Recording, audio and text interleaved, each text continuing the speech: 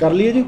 हाँ जी हाँ जी कुछ लोग तुम्हारी बड़ा भाई कर लिए स्टार्ट।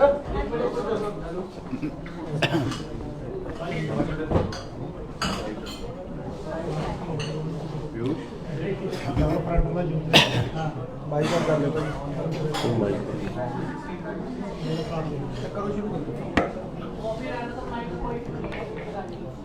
ऑफ ही ठीक है।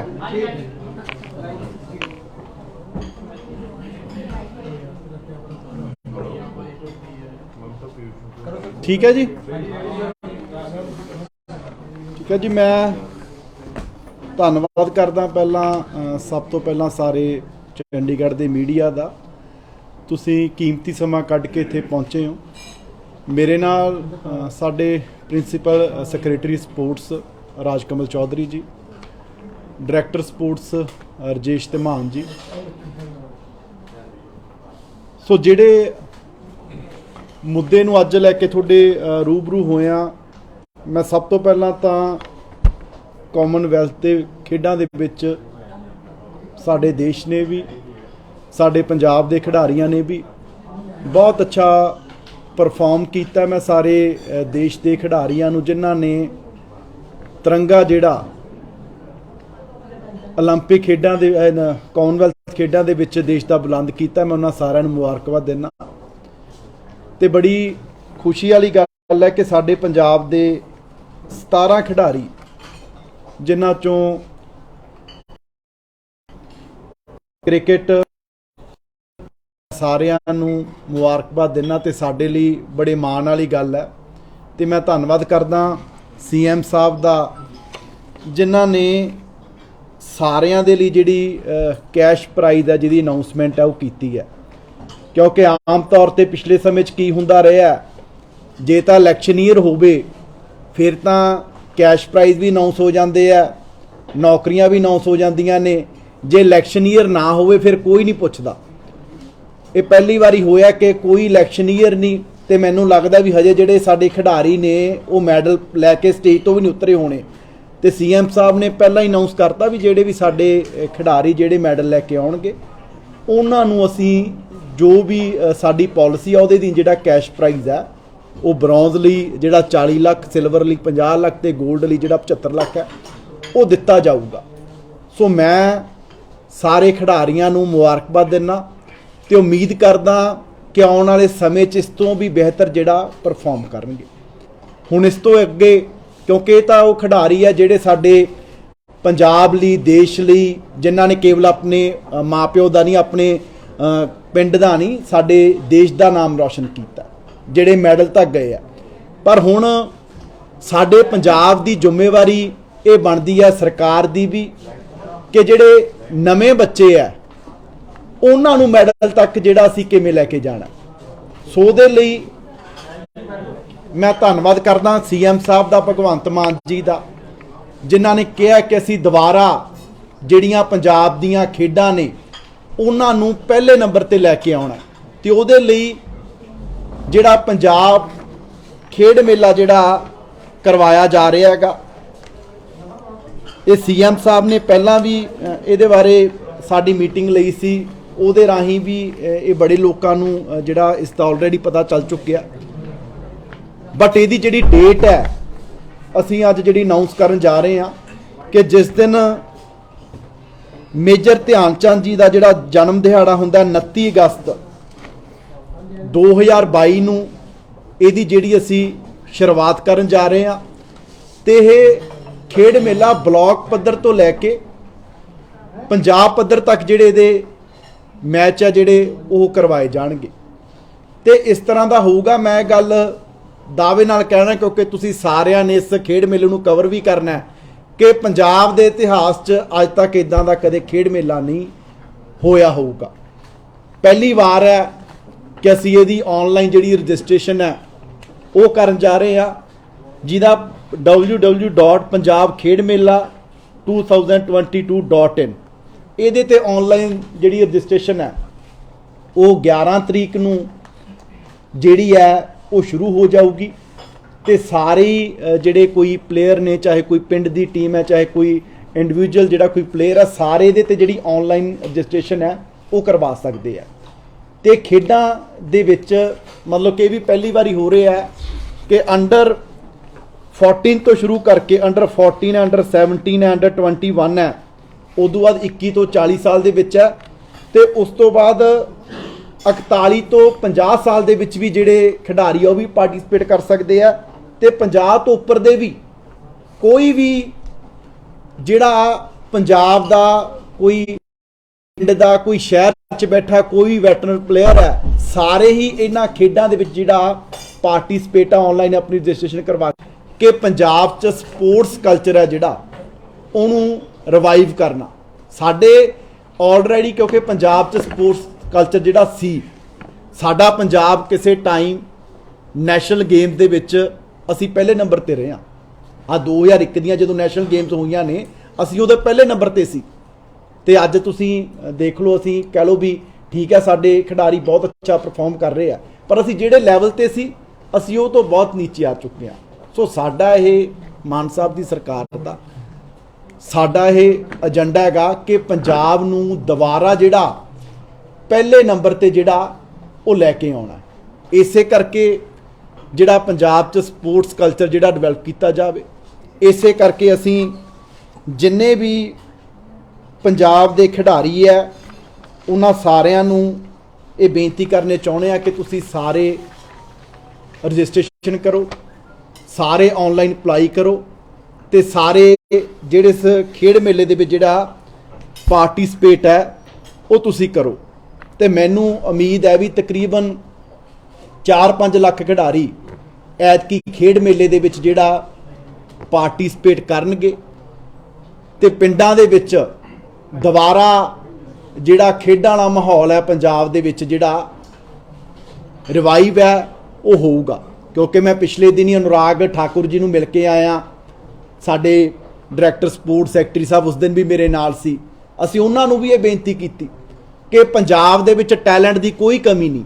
ਸਾਡੇ ਜਿਹੜੇ ਪੰਜਾਬੀ ਆ, ਅਸੀਂ ਕਹਿ ਲਓ ਵੀ ਚਾਹੇ ਮੈਦਾਨੇ ਜੰਗ ਹੋਵੇ, ਚਾਹੇ ਖੇਡਾਂ ਦਾ ਗਰਾਊਂਡ ਹੋਵੇ, ਅਸੀਂ ਵੱਡੇ ਦਿਲ ਵਾਲੇ ਖੁੱਲੇ ਹੱਡਾਂ ਪੈਰਾਂ ਵਾਲੇ ਲੋਕ ਆ। ਅਸੀਂ ਬਣੇ ਹੀ ਖੇਡਣ ਕੁੱਦਣ ਦੇ ਲਈ ਹੋਏ ਆ। ਕਾਰਨ ਹੈ ਕਿ ਸਾਨੂੰ ਜਿਹੜਾ ਉਹ ਮਾਹੌਲ, ਉਹ ਪਲੇਟਫਾਰਮ, ਉਹ ਜਿਹੜਾ ਪਿਛਲੇ ਸਮੇਂ ਤੋਂ ਜਿਹੜਾ ਉਹ ਨਹੀਂ ਮਿਲ ਰਿਹਾ। ਤੁਸੀਂ ਦੇਖੋ ਇਹਦੀ ਅਗਲੇ ਦਿਨ ਹੀ ਸਭ ਤੋਂ ਵੱਡੀ ਉਦਾਹਰਣ ਆਹ ਕੁਸ਼ਤੀ ਦਾ ਜਿਹੜਾ ਰੈਸਲਿੰਗ ਦੇ ਮੈਚ ਹੋਏ, ਉਹਦੇ 'ਚ ਜਿਹਦਾ 골ਡ ਆਇਆ ਉਹਦਾ ਵੀ ਜਿਹੜਾ ਪਿੱਛਾ ਜਿਹੜਾ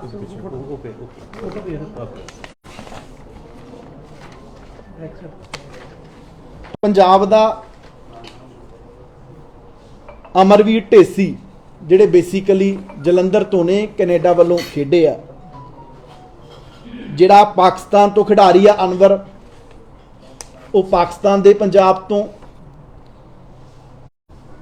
ਮਨਦੀਰ ਕੂਨਰ ਜਿਹੜਾ ਬ੍ਰੌਂਜ਼ ਮੈਡਲ ਜਿੱਤਿਆ ਇੰਗਲੈਂਡ ਤੋਂ, ਇਹ ਵੀ ਜਲੰਧਰ ਤੋਂ ਬੇਸਿਕਲੀ। ਤੇ ਸਾਡਾ ਜਿਹੜਾ ਮੋਹਿਤ ਗਰੇਵਾਲ, ਉਹ ਵੀ ਜਿਹੜਾ ਸਾਡਾ ਪੁਰਾਣਾ ਪੰਜਾਬ ਹੈ ਉਹਦੇ ਤੋਂ। ਮਤਲਬ ਕਿ ਦੇਖੋ ਇਹ ਚੀਜ਼ ਤੋਂ ਇਹ ਪਤਾ ਲੱਗਦਾ ਕਿ ਪੰਜਾਬ 'ਚ ਜਿਹੜੇ ਸਾਡੇ ਲੋਕ ਹੈ, ਸਾਡੇ ਕੋਲੇ ਬੜੀ ਕਹਿ ਲਓ ਟੈਲੈਂਟ ਹੈ, ਬੜੀ ਕੈਪੇਬਿਲਿਟੀ ਹੈ ਸਾਡੇ ਲੋਕਾਂ ਦੀ, ਪਰ ਸਿਰਫ ਇੱਕ ਪਲੇਟਫਾਰਮ ਦੀ ਜਿਹੜੀ ਕਮੀ ਹੈ। ਇਹ ਤੁਸੀਂ ਦੇਖੋ ਵੀ ਹੋਰ ਵੀ ਬੜੀਆਂ ਖੇਡਾਂ ਦੇ ਵਿੱਚ ਹਾਕੀ 'ਚ ਸਾਡੇ 6 ਖਿਡਾਰੀ ਪੰਜਾਬ ਦੇ ਜਿਹੜੇ ਆ ਉਹ ਕੈਨੇਡਾ ਵੱਲੋਂ ਖੇਡ ਰਹੇ ਸੀਗੇ, ਜਿਹੜੇ ਕਹਿ ਲਓ ਵੀ ਪੰਜਾਬੀ ਨੇ।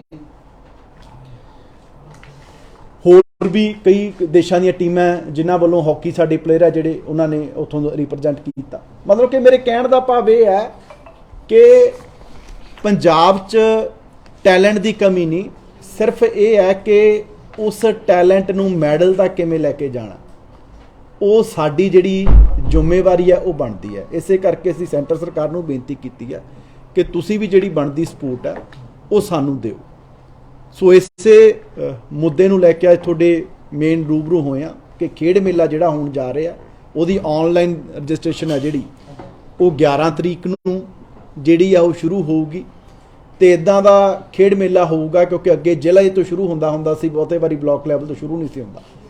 ਇੱਕ ਪਿੰਡ ਜਿਹੜਾ ਇੱਕ ਪਿੰਡ ਦਾ ਬੱਚਾ ਜਿਹੜਾ ਐਤਕੀ ਇਹਦੇ ਵਿੱਚ ਪਾਰਟਿਸਿਪੇਟ ਕਰੂਗਾ ਤੇ ਦੁਬਾਰਾ ਪੰਜਾਬ 'ਚ ਜਿਹੜਾ ਸਪੋਰਟਸ ਕਲਚਰ ਹੈ ਉਹ ਰਿਵਾਈਵ ਹੈ ਜਿਹੜਾ ਉਹ ਹੋਊਗਾ।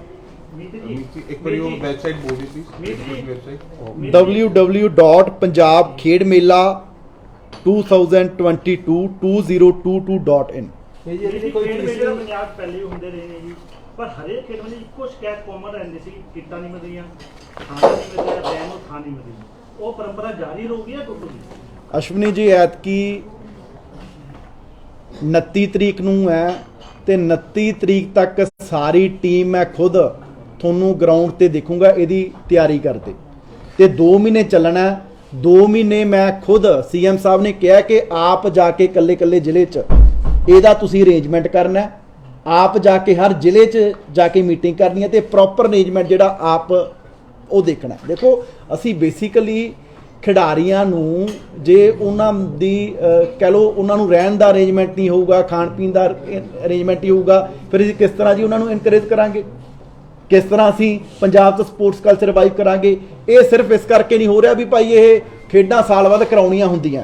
ਅਸੀਂ ਦੇਖੋ ਦਿਲੋਂ ਇਸੇ ਕਰਕੇ ਲੱਗੇ ਹੋਏ ਆ ਕਿ ਅਸੀਂ ਖੇਡਾਂ ਨੂੰ ਦੁਬਾਰਾ ਪਹਿਲੇ ਨੰਬਰ ਤੇ ਲੈ ਕੇ ਆਉਣਾ, ਕਿਉਂਕਿ ਇਹਦੇ ਨਾਲ ਜਿਹੜੀ ਡਰੱਗਸ ਵਾਲੀ ਪ੍ਰੋਬਲਮ ਵੀ ਹੈ ਨਾ ਪੰਜਾਬ 'ਚ, ਕਿਉਂਕਿ ਸਾਡਾ ਜਿਹੜਾ ਓਵਰ એનર્ਜੈਟਿਕ ਯੂਥ ਹੈ ਪੰਜਾਬ ਦਾ ਹੈ ਨਾ, ਜਿਹੜਾ ਕਹਿ ਲਓ ਅਸੀਂ ਸਖਤੀ ਵੀ ਕਰ ਰਹੀ ਹੈ ਸਰਕਾਰ, ਆਏ ਦਿਨ ਹੀ ਬੜੀਆਂ ਰੇਡਸ ਹੋ ਰਹੀਆਂ, ਜਿਹੜੇ ਡਰੱਗ ਪੈਡਲਰ ਆ ਫੜੇ ਜਾ ਰਹੇ ਆ, ਡੀਜੀ ਸਾਹਿਬ ਬੜੀ ਸਖਤੀ ਨਾਲ ਲੱਗੇ ਹੋਏ ਆ, ਪਰਚੇ ਵੀ ਦਰਜ ਹੋ ਰਹੇ ਆ। ਪਰ ਫਿਰ ਵੀ ਅਸੀਂ ਕਹਿਣਾ ਕਿ ਜਿਹੜੀ ਉਹ એનર્ਜੀ ਹੈ ਉਹਨੂੰ ਸਹੀ ਡਾਇਰੈਕਸ਼ਨ 'ਚ ਚੈਨਲਾਈਜ਼ ਕਰਨ ਦੀ ਜ਼ਰੂਰਤ ਹੈ। ਉਹ એનર્ਜੀ ਇਸ ਦੇਸ਼ ਲਈ ਮੈਡਲ ਲਿਆਉਣ ਦੇ ਕੰਮ ਆਵੇ, ਉਹ ਜੋਸ਼ ਸਾਡੇ ਪੰਜਾਬ ਦਾ ਨਾਮ ਰੋਸ਼ਨ ਜਿਹੜਾ ਕਰਨ ਤੇ ਕੰਮ ਆਵੇ, ਉਹਨੂੰ ਸਹੀ ਡਾਇਰੈਕਸ਼ਨ ਦੇਣ ਦੀ ਜ਼ਰੂਰਤ ਹੈ। ਉਹ ਇਸੇ ਤਰ੍ਹਾਂ ਦਿੱਤੀ ਜਾਊਗੀ ਜੇ ਖਿਡਾਰੀ ਨੂੰ ਇਨਕਰੇਜ ਕਰਾਂਗੇ। ਇਸੇ ਕਰਕੇ ਤਾਂ ਕਿਹੜੀਆਂ ਖੇਡਾਂ ਜਿਹੜੀਆਂ ਮੇਨ ਤਵੱਜੋ 'ਚ ਰਹਿਣਗੀਆਂ, ਜਿਹੜੀਆਂ ਸਟੇਟਾਂ ਵਿੱਚ ਹੋਣਗੀਆਂ, ਕਿਹੜੀਆਂ ਖੇਡਾਂ ਨੂੰ ਮੇਨ ਤਵੱਜੋ? ਮੈਂ ਦੇਖੋ ਇਹ ਵੀ ਪਹਿਲੀ ਵਾਰੀ ਹੋ ਰਿਹਾ, ਅੱਗੇ 5-6 ਖੇਡਾਂ ਜਿਹੜੀਆਂ ਕਰਵਾਉਂਦੇ ਹੁੰਦੇ ਸੀ। ਐਤਕੀ ਜਿੰਨੀਆਂ ਵੀ ਜਿਹੜੀਆਂ ਖੇਡਾਂ ਦੀ ਗ੍ਰੇਡੇਸ਼ਨ ਹੁੰਦੀ ਹੈ ਸਾਰੀਆਂ ਦੀਆਂ ਸਾਰੀਆਂ ਖੇਡਾਂ ਜਿਹੜੀਆਂ ਉਹ ਕਰਵਾਈਆਂ ਜਾ ਰਹੀਆਂ। 28 ਖੇਡਾਂ ਐਤਕੀ ਅਸੀਂ ਕਰਵਾ ਰਹੇ ਹਾਂ, ਇਹ ਪਹਿਲੀ ਵਾਰੀ ਹੋ ਰਿਹਾ। 28 ਰਵਾਇਤੀ ਜਿਹੜੀਆਂ ਖੇਡਾਂ ਨੇ ਉਹ ਵੀ ਸ਼ਾਮਿਲ ਹੋਣਗੀਆਂ ਜੀ? ਨਹੀਂ ਰਵਾਇਤੀ ਨਹੀਂ, ਜਿਹੜੀਆਂ ਦੇਖੋ ਅਸੀਂ ਬੇਸਿਕਲੀ ਪਿੰਡ ਤੋਂ ਲੈ ਕੇ ਉਹਨਾਂ ਨੂੰ 올림픽 ਤੱਕ ਲੈ ਕੇ ਜਾਣਾ ਚਾਹੁੰਦੇ ਹਾਂ। ਜਿਹੜੀਆਂ ਵੀ ਗ੍ਰੇਡੇਸ਼ਨ ਜਿਹੜੀਆਂ ਖੇਡਾਂ ਦੀ ਹੁੰਦੀ ਹੈ ਉਹ ਖੇਡਾਂ ਜਿਹੜੀਆਂ ਇਹਦੇ ਵਿੱਚ ਜਿਹੜੀਆਂ ਸ਼ਾਮਿਲ ਹੋਣਗੀਆਂ। ਸਰਕਲ ਕਬੱਡੀ ਨਹੀਂ ਹੋਊਗੀ, ਦੂਸਰੀ ਨੈਸ਼ਨਲ ਸਟਾਈਲ ਕਬੱਡੀ ਹੋਊਗੀ, ਖੋ ਹੋਊਗੀ। ਜੀ ਤੁਸੀਂ ਇਹ ਕੱਲ ਤੇ ਜਿਹੜੀ ਰਜਿਸਟ੍ਰੇਸ਼ਨ ਦੀ ਗੱਲ ਕੀਤੀ ਆ, ਕੋਈ ਖਿਡਾਰੀਆਂ ਤੋਂ ਰਜਿਸਟ੍ਰੇਸ਼ਨ ਫੀਸ ਵੀ ਵਸੂਲ ਨਹੀਂ, ਕੋਈ ਫੀਸ ਨਹੀਂ। ਦੇਖੋ ਇਹਦੇ ਨਾਲ ਨਾ ਜਿਹੜਾ ਰਜਿਸਟ੍ਰੇਸ਼ਨ ਦਾ ਫਾਇਦਾ ਹੈਗਾ, ਸਾਡੇ ਕੋਲੇ ਪਹਿਲੀ ਵਾਰ ਹੈ ਕਿ ਸਾਰੇ ਖਿਡਾਰੀਆਂ ਦਾ ਜਿਹੜਾ ਰਿਕਾਰਡ ਹੈ ਉਹ ਆਊਗਾ ਕਿ ਕਿਹੜੀ ਗੇਮ ਦੇ ਸਾਡੇ ਪੰਜਾਬ 'ਚ ਕਿੰਨੇ ਪਲੇਅਰ ਹੈ, ਗਰਾਊਂਡ ਤੋਂ ਕਿਹੜੇ ਬਲਾਕ 'ਚ ਕਿਹੜੇ ਪਲੇਅਰ ਜ਼ਿਆਦਾ ਨੇ, ਕਿਹੜੇ ਜ਼ਿਲ੍ਹੇ 'ਚ ਕਿਹੜੇ ਪਲੇਅਰ ਜ਼ਿਆਦਾ ਗੇਮ ਜਿਹੜੀ ਹੈ ਉਹ ਪ੍ਰੈਫਰ ਜਿਹੜੀ ਹੈ ਕਰ ਰਹੇ ਆ, ਕਿੱਥੋਂ ਕਿਹੜੀ ਗੇਮ ਦੇ ਜ਼ਿਆਦਾ ਪਾਰਟਿਸਿਪੇਟ ਨੇ, ਕਿੱਥੋਂ ਕਿਹੜੀ ਗੇਮ ਦੇ ਜ਼ਿਆਦਾ ਜਿਹੜੇ ਮੈਡਲ ਆ ਰਹੇ ਆ। ਸਾਡੇ ਕੋਲੇ ਸਾਰਾ ਜਿਹੜਾ ਰਿਕਾਰਡ ਹੈ ਪਹਿਲੀ ਵਾਰ ਹੋਊਗਾ ਕਿ ਪੰਜਾਬ ਦੇ ਚਾਹੇ ਇਹਦੇ 'ਚ 4 ਲੱਖ ਕਰਨ, 5 ਲੱਖ ਕਰਨ, 2 ਲੱਖ ਕਰਨ, ਜਿੰਨੇ ਵੀ ਖਿਡਾਰੀ ਪਾਰਟਿਸਿਪੇਟ ਕਰਨਗੇ ਪਹਿਲੀ ਵਾਰੀ ਸਾਰਾ ਉਹਨਾਂ ਦਾ ਰਿਕਾਰਡ ਹੈ ਜਿਹੜਾ ਉਹ ਸਾਡੇ ਕੋਲੇ ਹੋਊਗਾ ਤੇ ਉਹਨਾਂ 'ਚੋਂ ਕਿਹੜੇ ਮੈਡਲ ਲੈ ਕੇ ਆਉਣਗੇ, ਸਾਰਾ ਇਹ ਇੱਕ ਸਾਡੇ ਕੋਲ ਡਾਟਾਬੇਸ ਜਿਹੜਾ ਆਉਣ ਵਾਲੇ ਸਮੇਂ ਲਈ ਵੀ ਬਣ ਜੂਗਾ। ਇੱਕ ਡੀਬੀਟੀ ਸਕੀਮ ਦੇ ਅਧੀਨ ਪਿਛਲੀ ਸਰਕਾਰ ਦੇ ਵੇਲੇ ਕਿੱਟਾਂ ਦਾ ਬੜਾ ਮਾਮਲਾ ਸਾਹਮਣੇ ਆਇਆ ਸੀਗਾ, ਉਹ ਬੜਾ ਵੱਡਾ ਘੁਟਾਲਾ ਹੈਗਾ। ਕਿਉਂਕਿ ਤੁਸੀਂ ਖੇਡ ਮੰਤਰੀ ਹੋ, ਇੱਕ ਮੇਰਾ ਤੇ ਉਹ ਡੀਬੀਟੀ ਸਕੀਮ ਆ ਜਿਹੜੀ ਉਹ 3-3000 ਰੁਪਇਆ ਉਹਨਾਂ ਦੇ ਖਾਤਿਆਂ 'ਚ ਪਾਇਆ ਸੀ, ਦੁਬਾਰਾ ਲਿਆ ਗਿਆ। ਦੂਸਰਾ ਮੇਰਾ ਪ੍ਰਸ਼ਨ ਹੈ ਕਿ ਇੱਕ ਇਕਬਾਲ ਸਿੰਘ ਸੰਧੂ ਵੱਲੋਂ ਇਹ ਮੁੱਖ ਮੰਤਰੀ ਸਾਹਿਬ ਨੂੰ ਵੀ ਸ਼ਿਕਾਇਤ ਕੀਤੀ ਗਈ ਸੀ, ਉਹ ਤੁਹਾਡੇ ਸੁਖਬੀਰ ਸਿੰਘ ਗਰੇਵਾਲ ਡਾਇਰੈਕਟਰ ਦੇ ਬਾਰੇ 'ਚ ਤੇ ਨਾਲ ਕੋਚਾਂ ਦੇ ਬਾਰੇ ਉਹ ਜਾਲੀ ਕੋਚਿੰਗ ਜਿਹੜੀ ਕੀਤੀ ਗਈ, ਉਹ 50 ਲੱਖ ਦਾ ਉਹਨਾਂ ਨੇ ਕੈਸ਼ ਜਿਹੜਾ ਅਵਾਰਡ ਪ੍ਰਾਪਤ ਕੀਤਾ ਗਿਆ। ਉਹਦੀਆਂ 2 ਜਿਹੜੀਆਂ ਨੇ ਸ਼ਿਕਾਇਤਾਂ ਲਿਖਤੀ ਤੌਰ ਦੇ ਉੱਤੇ 8/7 ਨੂੰ ਕੀਤੀ ਗਈ, ਇੱਕ 21/3 ਨੂੰ ਕੀਤੀ ਗਈ। ਆ ਸਾਰੇ ਹਲਫੀਆ ਬਿਆਨ ਨੇ ਜੀ, ਉਹਦੇ ਸੰਬੰਧ ਵਿੱਚ ਤੁਸੀਂ ਹੁਣ ਤੱਕ ਕੀ ਕਰ ਰਹੇ? ਦੇਖੋ ਮੈਂ ਤੁਹਾਨੂੰ ਬੇਨਤੀ ਕਰਨੀ ਚਾਹਣਾ, ਉਹਦੇ ਤੇ ਆਲਰੇਡੀ ਅਸੀਂ ਆਪ ਹੀ ਲਿਖ ਕੇ ਜਿਹੜਾ ਅਸੀਂ ਭੇਜ ਚੁੱਕੇ ਹਾਂ ਵੀ ਉਹਦੀ ਜਿਹੜੀ ਇਨਕੁਆਰੀ ਹੈ, ਜਿਹੜੀ ਉਹਦੀ ਜਾਂਚ ਹੈ, ਉਹ 'ਚ ਕਿਸੇ ਨਿਰਪੱਖ ਏਜੰਸੀ ਤੋਂ ਜਿਹੜੀ ਆ ਉਹ ਕਰਵਾਈ ਜਾਵੇ। ਅਸੀਂ ਭੇਜ ਚੁੱਕੇ ਹਾਂ। ਪਰ ਮੇਰਾ ਦੇਖੋ ਅੱਜ ਅਸੀਂ ਇੱਕ ਪੋਜ਼ਿਟਿਵ ਜਿਹੜੀ ਪ੍ਰੈਸ ਕਾਨਫਰੰਸ ਹੈ ਜਿਹੜੀ ਉਹ ਕਰਨਾ ਚਾਹੁੰਦੇ ਹਾਂ। ਜਿਹੜਾ ਮੁੱਦਾ ਅੱਜ ਦਾ ਮੇਰੀ ਬੇਨਤੀ ਹੈ ਵੀ ਇਹ ਡਾਇਲਿਊਟ ਨਾ ਹੋ ਜੇ ਇਹ ਪੰਜਾਬ ਦੇ ਭਵਿੱਖ ਨੂੰ ਲੈ ਕੇ, ਖਿਡਾਰੀਆਂ ਦੇ ਭਵਿੱਖ ਨੂੰ ਲੈ ਕੇ ਇੱਕ ਤੰਦਰੁਸਤ ਜਿਹੜਾ ਹੱਸਦਾ ਖੜਦਾ ਜਿਹੜਾ ਸੀਐਮ ਸਾਹਿਬ ਦਾ ਸੁਪਨਾ ਹੈ ਕਿ ਅਸੀਂ ਰੰਗਲਾ ਪੰਜਾਬ ਬਣਾਉਣਾ ਹੈ। ਬਸ ਤੁਸੀਂ ਇਨਕੁਆਇਰੀ ਮਾਰੇ ਕਰ ਚੁੱਕੇ ਹੋ। ਹਾਂਜੀ ਹਾਂਜੀ ਕਰ ਜਿਹੜੇ ਕੋਚ ਸੀ ਵਿੱਚ ਪਏ ਸਰ, ਜਿਹੜੇ ਕੋਚ ਸੀ ਜਿਨ੍ਹਾਂ ਦਾ ਨਾਮ ਆ ਰਿਹਾ ਸੀਗਾ ਕੋਚਾਂ ਦਾ, ਉਹਨਾਂ ਦੇ ਖਿਲਾਫ ਕਿਉਂ ਨਹੀਂ ਸਰਕਾਰ ਕਾਰਵਾਈ ਕਰ ਰਹੀ? ਉਹਨਾਂ ਨੂੰ ਕਿਉਂ ਬਚਾ ਰਹੀ ਹੈ ਸਰਕਾਰ? ਅਸੀਂ ਕਿਸੇ ਨੂੰ ਨਹੀਂ ਵਿਚਾਰ ਰਹੇ ਜੀ, ਅਸੀਂ ਇਨਕੁਆਇਰੀ ਜਿਹੜੀ ਮਾਰਕ ਹੈ ਉਹ ਕਰ ਦਿੱਤੀ।